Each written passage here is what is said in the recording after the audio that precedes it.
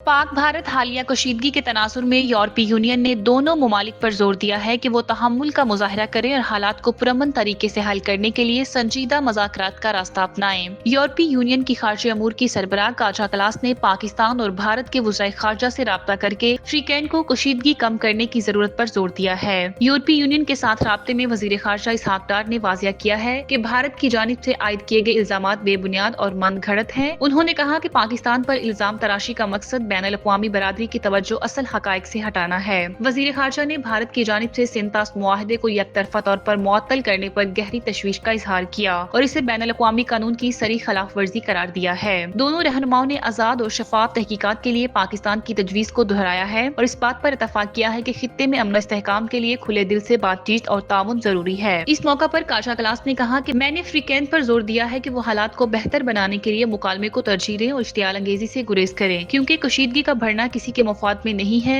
याद रहे कि 22 अप्रैल को मकबूजा कश्मीर के सियाहती इलाके पहलगाम में फायरिंग के वाक़े में 26 अफराद हलाक और मुतअद्दिद जख्मी हुए थे, जिसके फौरन बाद भारत ने बगैर किसी सबूत के पाकिस्तान पर इल्जाम तराशी शुरू कर दी और सिंतास मुआहदे को यकतरफा तौर पर मुअत्तल कर दिया था। पाकिस्तान की जानिब से न सिर्फ इस वाक़े की शदीद मजम्मत की गई, बल्कि वज़ीर आज़म शहबाज शरीफ ने गैर जानिबदाराना तहकीकात की पेशकश करते हुए कहा कि पाकिस्तान इस हवाले से हर मुमकिन ताउन के लिए तैयार है। पाकिस्तान की सियासी और अस्करी क़यादत भी ये वाज़िया कर चुकी है कि भारत की किसी भी मुहिम जोई का ऐसा जवाब दिया जाएगा जो उसे हमेशा याद रहेगा।